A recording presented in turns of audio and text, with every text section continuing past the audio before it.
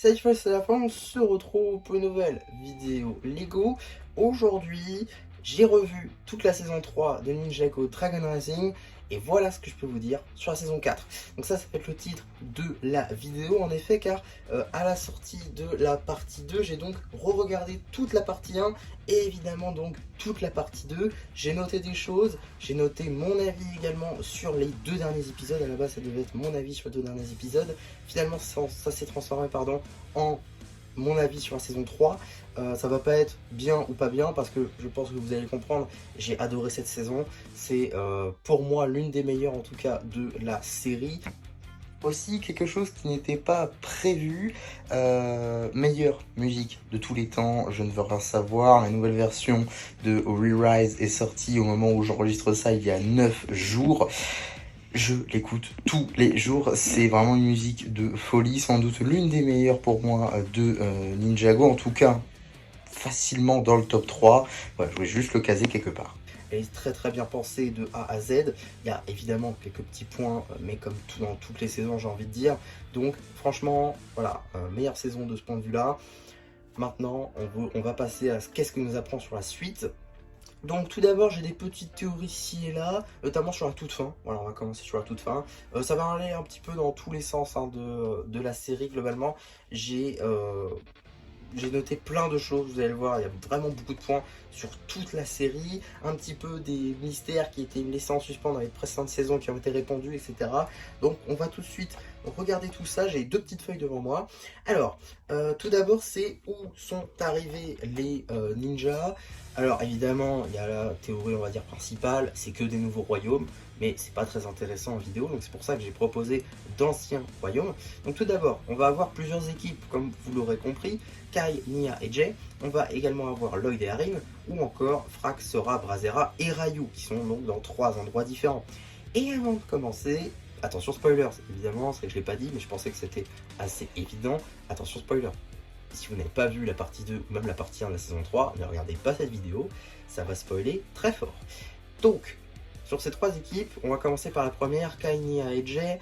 Pour moi, ils peuvent être que dans 2 endroits, vu les couleurs de là où ils sont. Tout d'abord, Royaume des Ténèbres, mais on y est déjà allé dans cette saison 3. Je pense pas qu'il y ait beaucoup d'autres choses à faire là-bas. Donc, pour moi, ils sont dans un autre endroit, la Terre des Monstres. Et ce serait évident, vu eh bien, les méchants de la saison 4 qu'on va avoir sur le leak, ce sera des méchants élémentaires, donc des monstres. Et Kai est dans l'équipe. Donc ce serait assez logique d'aller dans la Terre des Monstres, je pense. Ensuite, on a l'équipe Lloyd et Arin, où là, il n'y a que 2 endroits aussi que je vois. Évidemment, nouveau royaume, mais comme j'ai dit, c'est pas intéressant. Donc, on a soit la forêt des arbres mondes, donc là où il y a le temple des cœurs de dragon. Là encore, on y est déjà allé en saison 3 et également en saison 1, donc je vois pas pourquoi est-ce qu'on y reviendrait. On est même déjà allé aussi en saison 2, donc voilà, je vois pas pourquoi on y reviendrait encore. Moi, je pense que Chima déjà serait un peu plus sympa, et je parle pas des terres de lave, je parle vraiment de Chima pur. Donc là où la série s'est déroulée, puisque Chima en fait est une partie des terres de lave. Donc voilà, je pense que ça pourrait être assez intéressant. Ensuite, on a la dernière équipe, Frax, Sora, Brazera et Ryu. Pour moi, il y a donc une seule et unique possibilité, je pense que c'est assez évident pour moi, c'est le royaume mystérieux qu'on a vu à la fin de la saison 2. Partie 1, enfin là où s'est téléporté le Shadow Dojo, où il est maintenant. Donc ça pourrait être assez intéressant, pourquoi pas, de revoir des guerriers loups, peut-être agissant en solo à la manière des griffes d'Imperium maintenant sous Rapton, donc les butineurs. Ça pourrait être plutôt cool de voir ça, et je pense que c'est assez évident en fait, vu l'herbe, vu le soleil couchant incessant. Je pense très honnêtement que ça peut être que ça en fait. Donc voilà pour ça. Ensuite, on a les opportunités manquées en fin de saison, notamment, comme j'ai dit, hein, la première ébauche de vidéo, ça va être vraiment basé sur les 2 derniers épisodes. Donc les opportunités manquées de ces 2 derniers épisodes, Egalt et Moro. Moro, c'est assez évident dans le sens où Moro n'est pas réapparu en fait, donc on ne sait pas s'il est mort ou pas. Visiblement, ce sera l'un des... Enfin, j'ai perdu le mot, super. L'une des... Oh super, bon en tout cas ce sera adressé dans la série, voilà, Moro, il y aura des éléments de réponse en tout cas sur qu'est-ce qu'il est devenu, est-ce qu'il est toujours vivant, est-ce qu'il est mort pour la 8e fois, donc voilà. Par contre Egalt, j'ai trouvé ça extrêmement dommage de le faire mourir dès le début de la partie 2 et de pas le ressortir dans les terres spectrales. Ça aurait été magistral d'avoir un Egalt combattant Thunderfang spectral, mais un Egalt du coup maximum de sa forme. Par exemple qui n'est plus du tout malade, vraiment qui serait jeune en fait comme quand il a battu les 5 bannis, ça aurait été génial. Avoir une aide avec l'Arc Dragon of Focus, ça aurait été super. Franchement, il y aurait eu une super idée de créa. On aurait pu même avoir un set spectral Egalt qui aurait demandé zéro travail à Lego, juste changer le color skin. Et donc on aurait pu avoir les bannis spectrales et tout ça. Ça aurait pu être franchement génial. Malheureusement ils l'ont pas fait, c'est franchement dommage. Donc voilà, opportunité manquée je trouve.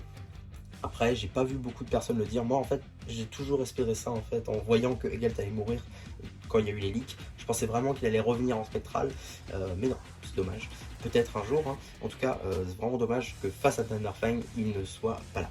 En tout cas, on a également quelques petites nouveautés qui ont été dites, notamment que Raz est officiellement le descendant de Zarkar, ce qui confirme encore plus la théorie comme quoi il serait un maître élémentaire caché, ça pourrait être cool.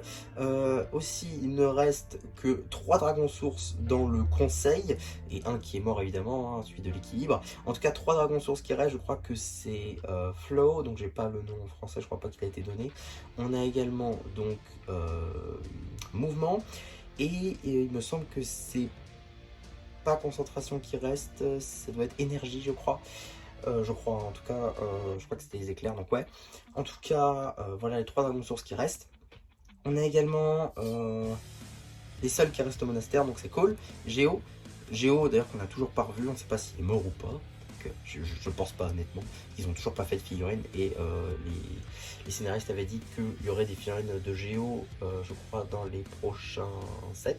Si je dis pas de bêtises, ils avaient dit ça à la Comic Con, je sais plus. En tout cas, Fritz, Spitz, Bonzel et Froakie, donc Bonzel c'est Squelette, qui sont toujours au monastère. Donc voilà, ça je l'ai noté au cas où. On a également, ça je l'ai pas noté, Zane qui est toujours aux environs des terres fusionnées avec Pixel, donc on ne sait toujours pas où ils sont. J'imagine qu'ils reviendront en début de saison 4, hein. Il n'y a pas de problème là-dessus. Lloyd a perdu son pouvoir. C'est le seul qu'on l'a vu le perdre officiellement, même si tous les maîtres élémentaires auront des problèmes de pouvoir élémentaire. Mais là encore, ce sera adressé, ce sera l'une des principales problématiques, on va dire, dans la saison 4. Donc ça va être assez intéressant de voir le fonctionnement des pouvoirs élémentaires, et plus particulièrement celui de Lloyd, parce qu'on n'en sait pas beaucoup de choses. Ensuite, nouvelle question que posent là pour le coup les 2 derniers épisodes. Là encore, comme j'ai dit, ma première feuille, parce que je suis toujours sur ma première feuille, c'est uniquement sur l'épisode 19 et 20. Donc, passif entre Rontu et Zarkar, en effet, parce que Zarkar n'avait jamais été réellement dit, on va dire, dans la série. C'était surtout sur Blue Sky et Twitter que ça avait été dit par Doc Wyatt.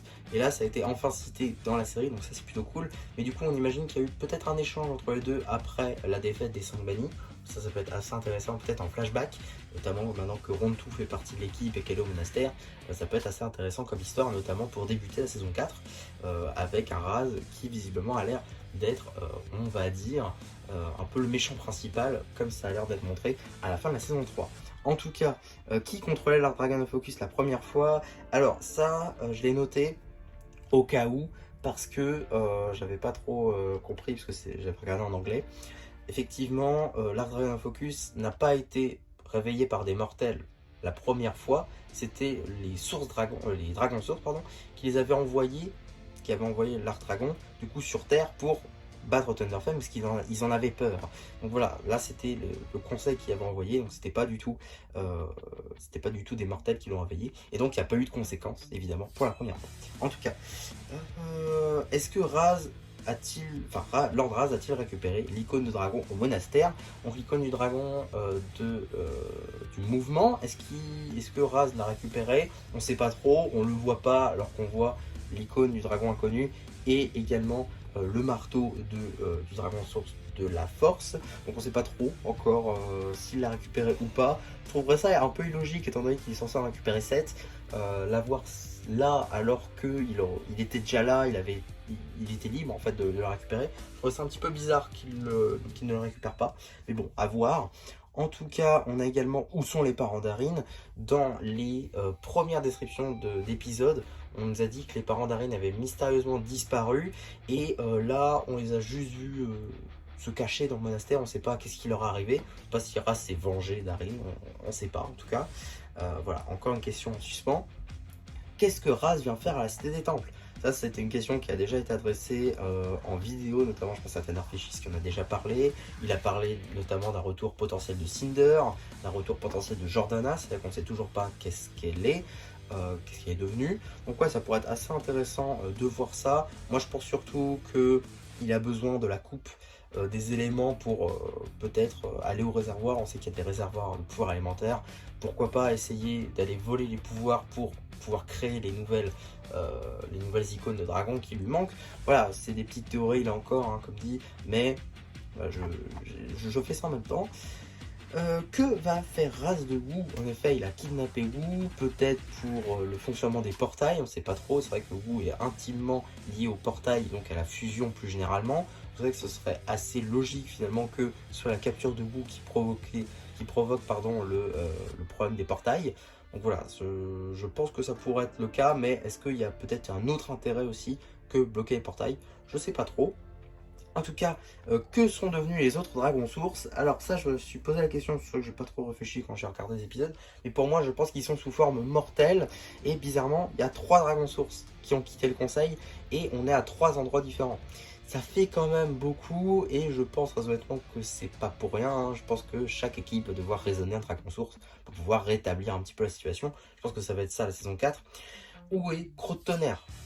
Et plus largement, où est les 5 bannis? Enfin, où sont les 5 bannis? Où est Croc de Tonnerre? Où est Thunderfang? On ne sait pas qu'est-ce qu'ils sont devenus. Je pense très honnêtement qu'il n'y aura pas trop de réponses, sauf si Moro a eu on va dire la même chose que Croc de Tonnerre ou même les 5 bannis. Ça pourrait être assez intéressant. En tout cas, j'espère très fort que Thunderfang est vraiment mort pour cette fois, même si c'est un très très bon méchant. J'espère qu'il sera mort, et que par contre les 5 bannis reviendront. Ça pourrait être franchement très cool, parce que les 5 bannis, je trouve qu'ils ont été un petit peu minimisés dans cette saison 3, alors que ça aurait dû être les méchants principaux. Là encore, je sais pas si cette vidéo sortira après le 11 septembre, puisque j'ai normalement sorti une vidéo sur ce que Lego n'a pas compris avec Ninjago, et j'en parle plus largement dans cette vidéo. Donc voilà. En tout cas, ça c'était mes ressentis sur épisode 19 et 20. Maintenant, on va s'attaquer à toute la saison 3, et là, il y a encore beaucoup de choses à dire. Donc tout d'abord, voilà, ça va aller un petit peu dans tous les sens, parce que c'était une petite feuille et j'ai noté vraiment beaucoup de choses dessus. Alors, le Spinjitzu de Ryu est violet et également beige. Donc les couleurs de l'arc dragon, donc le dragon arche de la concentration, soit les couleurs, du coup on imagine, du dragon source de la concentration.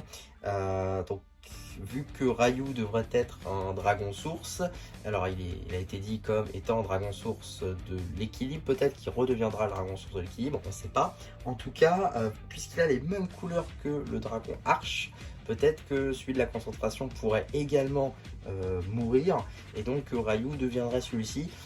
Je sais pas, en tout cas, je sais pas. Les couleurs de Spinjitzu en ce moment sont vraiment au cœur de beaucoup de choses, notamment celui d'Arin qui a des petits effets de spin destructeur. C'est pas pour rien, c'est grâce aux enseignements de race qui sont là. Donc je pense honnêtement que les couleurs de Spinjitzu ont tout à voir. Et si c'est les mêmes couleurs que le dragon arche de la concentration, c'est peut-être pas pour rien. En tout cas, on a également Pixal qui est sorti d'un autre monastère. Peut-être l'un des 3, effectivement. On a vu Pixal en fait dans son pod sortir du monastère du premier royaume, mais peut-être tout simplement qu'elle venait d'un autre royaume, c'est obligé. Mais du coup, lequel? Peut-être l'un des 3 qu'on a vu à la fin de la saison 3, ça pourrait être assez intéressant. Ensuite, quelque chose que j'ai noté également, si Wu a créé la fusion, alors il est logique que les monastères soient semblables à celui de Ninjago. En effet, on sait que les monastères sont apparus grâce à la fusion, ou à cause, c'est vous qui le voyez. Donc, puisque Wu a créé la fusion, c'est assez logique qu'ils ressemblent au monastère, et donc qu'ils aient les mêmes problèmes, les mêmes défauts que le monastère du Spinjitzu. Je trouve ça assez logique. J'y ai pensé en regardant la saison 3, c'est pour ça que je le note là. Ça n'a rien à voir avec la saison 3, on parle de ça en saison 2, mais voilà. En tout cas, Zane a changé de corps entre la partie 1 et 2. Ça a été dit plus largement. Je crois que Zane a énormément de corps et donc qui peut transférer ses données d'un corps à l'autre. Là, Big Zane, en fait, c'était juste pour le garder en vie, pour garder ses données en vie, afin qu'il puisse changer de corps après. Donc voilà, ça a été également dit, enfin ça n'a pas été dit, mais voilà, j'imagine que c'est le cas. J'imagine qu'ils ont oublié de le mettre pour, on va dire, le temps de l'épisode, parce qu'ils sont tous censés durer 22 minutes, pas une de plus. Donc voilà, c'est pour ça que certaines choses passent outre, comme par exemple Gandalaria, qui garde les fouineurs, pendant que Geo et Cole étaient donc en tournoi des sources, et que Squelette était coincé dans les tréfonds. Ça a été dit, ça a été officialisé, mais du coup ça n'a pas été montré dans les épisodes, par faute de temps. Ensuite, on a également Monsieur Froiki qui appelle toujours Zane par Maître Zane. Ça, je l'ai noté assez largement, puisque j'ai fait mon rewatch en même temps que le comic avec Monsieur Froiki qui tente de devenir un ninja. Donc voilà, ça c'est pour ça que je l'ai noté, donc voilà, pourquoi pas. Le portail vers Mysterium est ouvert dans l'épisode 5. En effet, je sais pas si c'est parce que quelqu'un a traversé le portail, puisque c'est vrai que ça je l'avais pas noté aussi, mais je sais plus dans quel épisode, je crois que c'était peut-être le 17 ou le 18, peut-être plus le 17. On voit donc que le portail vers Mysterium est toujours ouvert, donc on sait pas trop pourquoi. Peut-être Lord Raz, du coup je suis en train de me dire, puisque on le voit dans le hall avec tous les portails, on le voit ici, et il sort de Mysterium, donc voilà, mais on ne sait pas qui est rentré à Mysterium pour la première fois. Peut-être Power Lead, en fait, je suis en train de me dire, ce serait pas idiot. En tout cas, c'est pas très grave. Zark est nul. Voilà, ça je l'ai noté parce que Zark est nul en partie 1. Partie 2, il défonce tout le monde. Donc ouais, franchement, Zark partie 2 est beaucoup mieux que partie 1. Mais Zark reste quand même le moins bon des bannis, je trouve. Même si cette figurine est quand même plutôt cool. En tout cas, Raz c'est-il pour Lee? En effet, on voit que Raz dit à Arin que ses parents sont morts, alors qu'en réalité, ils sont sous le royaume de Lee. On sait pas trop, du coup, si Raz savait ou pas, s'il a menti à Arin ou pas. On sait pas trop, donc ça n'a pas été dit, donc voilà. Si le plan de Raz est d'inverser la fusion, pourquoi cela ramènerait les parents d'Arin ou son peuple mort des 5 bannis? En effet, son peuple est mort bien avant la fusion. Alors ok, inverser la fusion, c'est pas vraiment inverser la fusion, c'est changer la réalité, donc je comprends. Mais pourquoi inverser la fusion ramènerait un peuple qui est mort des centaines d'années peut-être avant, avant la fusion? Donc ça j'ai pas trop compris, j'imagine que c'est encore une manipulation de Raz, hein. Je pense peut-être même que son maître peut-être lui a dit que ça allait ramener son peuple, alors que pas du tout, c'est pas impossible. Maintenant je trouverais ça aussi un peu fort qu'on ait beaucoup de trahison entre Thunderfang, les 5 bannis, Lord Raz et son maître. Je trouverais ça un petit peu beaucoup, je pense qu'il y ait beaucoup de trahison dans Dragon Rising. Après, à voir. Ensuite, Aracor connaît toute l'histoire de Thunderfang, ça on le voit vers la fin globalement, où il nous parle donc de Croc de Tonnerre, notamment en partie 1. Il nous parle aussi de l'Arc Dragon Focus, dont il connaît beaucoup de choses. Donc il connaît toute l'histoire évidemment, puisque c'est un djinn, donc il connaît la légende de la grotte des cloches, évidemment. Donc voilà, ça je trouvais ça pas mal à noter. On a également Raz n'a pas besoin des dragons. Oula, j'arrive plus à me relire, super. Voilà, c'est ça. Raz n'a pas que besoin des icônes de dragon, mais également un réceptacle. Ça, on l'apprend, je crois, dans l'épisode 5 ou 6, quand ils sont toujours au royaume de Lee, donc là où Arin a trouvé ses parents. Ils s'entraînent, et Raz explique donc que son marteau, c'est bien l'icône de dragon de la force, et surtout qu'il a besoin des icônes de dragon, mais également un réceptacle, peut-être le chaudron des mondes, je crois que, je sais plus si c'est ça le nom exact. On l'a entendu qu'une seule fois à la fin de la partie 2 de la saison 2, où il expliquait donc son plan de base sans que les bannis le trahissent. Donc voilà, ça c'était une première chose. J'imagine que c'était peut-être ça le réceptacle, ou pour créer les icônes de dragon. Voilà, je sais pas trop, je fais des petites théories en même temps.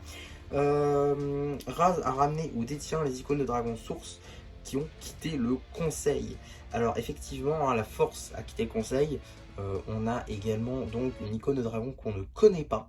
On ne sait pas de quel dragon source c'est, mais j'imagine que du coup ça doit être l'un des dragons sources qui a quitté, peut-être la concentration, mais je trouvais ça un petit peu bizarre. Donc ouais, je sais pas trop honnêtement. En tout cas, on continue avec donc pourquoi Raz a-t-il besoin d'une icône de dragon, d'un dragon mort? En effet, il a besoin de 7 icônes de dragon, comme il l'a dit en partie 1. Or, celui de l'équilibre est mort. Donc ce serait un petit peu bizarre qu'il ait besoin de cette icône de dragon pour un dragon mort. Peut-être qu'il peut le ramener à la vie, ou peut-être que ça va être Ryu, peut-être. Donc ouais, pour le coup, beaucoup de choses bizarres. Ensuite, ça je l'ai noté dernièrement, l'acier des chaînes de Thunderfang a été fait à la Cité des Temples. Donc ça c'est directement dit dans la série, mais c'est des petits détails que peut-être on ne va pas retenir. Donc voilà, je me suis dit que je vais le noter ici. Donc ouais, les chaînes de Thunderfang ont été faites du coup en acier prismatique, mais le filon de la Cité des Temples. Donc voilà, ça c'est plutôt assez intéressant je trouve. Ensuite, Aragorn pourra ramener les autres djinns, ça on l'apprend en épisode 19 en effet, hein. Il peut ramener son peuple quand sa magie sera suffisamment forte. Là il ne peut pas, sauf du coup avec Zant, maintenant qu'il a ramené un être vivant, donc le dragon source, enfin pardon, l'une des moitiés du dragon arche de la concentration, il a réussi à le ramener avec Zant. Donc, pourquoi pas essayer de ramener les autres personnes, donc les autres djinns avec Zant, ça pourrait être plutôt sympa de voir ça à l'avenir. Ensuite, petite traduction, hollow, ça veut dire drainer, donc voilà, pourquoi pas. Pourquoi pas. Aragorn a causé la transformation de Zant. En effet, hein, c'est Aragorn du coup qui, avec la magie grandissante, a causé la transformation de Zant, ce qui l'a rendu un peu plus puissant. Donc voilà, ça c'est plutôt pas mal. Également le village du coup à Calabria. Voilà, je me suis dit que ça pourrait être plutôt intéressant de noter ici. Le village du début de partie 2. Si dans le désert il n'y a personne... Si dans le désert il n'y a personne dans le désert, c'est le maître de Lordraz qui a dit où aller. Effectivement, Sora demande à Lordraz comment il sait où aller alors qu'il n'y a personne dans le désert. Je pense qu'il a été appelé par son maître dans le désert, là encore en début de partie 2. Ensuite, espèce d'Egalt, donc c'est les dragons des spirales septentrionales, pardon. Donc voilà, petite espèce en français du coup qui a été mise là. Je pense que sur le wiki sera forcément marqué en anglais. Voilà, je peux permettre de le mettre là. Sora a fabriqué les motos de l'épisode 11 en effet. On ne sait pas à partir de quoi, j'imagine seulement à partir de petites pièces, hein, avec ses pouvoirs alimentaires. Donc ça c'est plutôt intéressant à mettre. Alors, Lordraz règne sur les terres de lave. En effet, hein, il règne sur les terres de lave. Comme il le dit, hein, je suis le prince, je crois, j'avais vu ça, ou je demande une audience en tout cas avec le dirigeant de ce village en tant que seigneur, on va dire, des terres de lave, même si c'est pas ça. En tout cas, voilà, il règne dessus. Les draconiques spectraux ont les mêmes capacités que les mangeurs d'âmes. Ça, je l'avais pas vu lors de mon premier visionnage en anglais, je l'avais pas compris. Ils ont les mêmes capacités, c'est-à-dire qu'à peine ils te touchent, ils prennent ton âme. Donc ça, c'est assez intéressant. On a également une petite chose, l'administrateur cherchait Jay dès le début, on va dire, il le voulait en fait, il savait pas qu'il allait arriver dans le royaume de la folie, pourtant il est arrivé après la fusion, et donc l'administrateur l'a voulu. Or ça va être un petit peu compliqué d'avoir une suite à cette histoire, étant donné que normalement ça ne devrait pas être adressé dans la suite de la série, peut-être dans un livre, en tout cas pas dans la série, donc ça c'est un peu dommage. En tout cas il le cherchait même après son poste, voilà, ça c'est assez intéressant. Ensuite, Jenny et Barry sont les parents d'Arin, donc voilà, ça c'est les noms. Je les ai notés en vidéo pour que comme ça au montage je puisse les entendre et les mémoriser. Ça c'est purement pour moi, voilà. Parce que j'ai remarqué qu'en fait quand je fais une vidéo, généralement j'apprends des choses en fait que je dis dans mes vidéos et après je les garde en tête. Voilà, ça c'est purement personnel. Jay recherché pour abandon de poste, donc ça on l'apprend du coup après DR2, hein, quand il est allé au tournoi des sources à la demande de Raz, il a abandonné son poste et donc maintenant il est recherché depuis pour ça. Ensuite, Firewide, c'est devenu Rase les bras. Pourquoi pas? Pourquoi pas? Donc Firewide, c'était en anglais, hein, du coup en VO. Ils avaient simplement inversé les deux parties du nom de Razera, qui est donc Wildfire. Et ici, ils ont mis en Rase les bras. Voilà, pourquoi pas? En tout cas, la journaliste de Lee a la même voix que Gail Gossip. Alors effectivement, ça je l'ai noté parce que j'avais totalement oublié que c'était Lee. Mais il a la même voix que Gail Gossip. Voilà, je sais pas si c'est une référence ou pas, en sachant qu'elle est journaliste, enfin qui se fait passer pour une journaliste, donc ouais. Aussi, on a également le cycle jour-nuit change selon le royaume. En effet, on comprend ça notamment à Mysterium, où visiblement le jour-nuit change selon les royaumes. Et également, ça je ne comprends pas trop, parce qu'on a également deux lunes.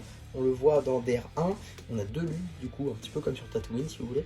Sauf que si le cycle jour-nuit change selon le royaume, c'est un petit peu bizarre et on sait pas non plus comment trop fonctionne l'espace maintenant avec les terres fusionnées. Je ne sais pas si ce sera adressé un jour. En tout cas, c'est intéressant, je trouvais, à noter. On a également le royaume des ténèbres n'accueille que les âmes des guerriers déchus. Ça n'a jamais été trop dit, on va dire, dans Master of Spinjitzu ou Ninjago. On nous a toujours dit que le royaume des ténèbres c'était les morts, un petit peu comme le royaume des disparus. Sauf que du coup là c'est que les guerriers déchus. Donc peut-être que les ninjas, s'ils venaient à, je sais pas, à trahir quelque chose, ou voilà, s'ils venaient à mourir peut-être, ils iraient non pas dans le royaume des disparus, mais peut-être dans le royaume des ténèbres. Voilà, donc petite... voilà. Je sais pas d'ailleurs pourquoi Moro en tant que guerrier ou ninja. Du coup peut-être samouraï aussi ça pourrait marcher. Ouais, je sais pas, il y a beaucoup de choses qui pourraient être de théories comme ça. Peut-être les ninjas, selon leur statut ou leurs actions, pourraient être séparés après leur mort. Voilà, j'ai trouvé ça marrant à noter. Pourquoi Moro n'a-t-il jamais appris le Spinjitzu? C'est vrai que je me suis toujours demandé, il dit dans l'épisode 3 d'ailleurs, qui est, soit dit en passant, mon épisode préféré de Dragon Rising, et sans doute de Ninjago aussi, parce que ça nous apprend beaucoup de choses. Pourquoi Moro n'a-t-il jamais appris le Spinjitzu? Parce qu'il devait être le ninja vert, le ninja le plus important. Et il n'a jamais appris le Spinjitzu. C'est très bizarre. Je trouve ça très bizarre qu'il n'ait jamais appris Spinjitzu. Et même du coup il se dit ninja alors que normalement l'art du ninja dans Ninjago c'est à la base du Spinjitzu. Donc ouais, je comprends pas trop, mais bon, pourquoi pas. En tout cas, la vision d'Arin à la jonction de ses parents, effectivement, elle compte toujours. Hein, visiblement, il en reparle dans DR3. Il en avait un petit peu parlé début DR2. DR1, du coup, évidemment, à la toute fin, il voit ses parents. Mais pourquoi est-ce qu'il les voit à la jonction dans les tremblements de fusion, alors que ils sont toujours vivants? Pourquoi je sais pas trop. Peut-être les tremblements de fusion, ça transportait dans d'autres royaumes, et donc potentiellement ils voyaient dans le royaume de Lee, peut-être. Donc ouais, là encore petite théorie. Et en tout cas, voilà un peu ce que j'avais à dire sur cette saison 3. Globalement, il y a vraiment beaucoup de choses à dire. Ça annonce que du bon en fait pour la suite de Dragon Rising. Ça annonce vraiment que du bon. Vraiment, j'ai très hâte en fait de voir en gros qu'est-ce que ça va être cette saison 4. Maintenant, je pense également que la saison 3 est un petit peu difficilement détrônable. C'était franchement une super saison. Une saison franchement folle que j'ai très hâte de pouvoir me re-regarder quand je l'aurai un tout petit peu oublié. Non, franchement c'était top. Les 5 bannis étaient peut-être un peu mal exploités, j'ai trouvé. Je pense qu'ils en méchant, on va dire complet, en méchant finaux, en méchants principaux en fait, tout simplement de cette saison, ça aurait vraiment pu être meilleur. Maintenant Thunderfang nous a donné une histoire franchement folle. J'espère quand même que les bannis reviendront pour qu'on ait une suite des 5 bannis. En tout cas, voilà ce que j'avais à dire sur cette saison 3 et qu'est-ce que je pouvais dire sur cette saison 4. Qu'est-ce que sera la suite de Dragon Rising plus largement. J'espère en tout cas que ça vous aura plu. N'hésitez pas vous-même à laisser vos propres théories en commentaire. N'hésitez pas non plus à liker la vidéo, à vous abonner, à liker comme j'ai dit, à partager. Et voilà, bah, du coup c'était la pub qui vous dit bye bye.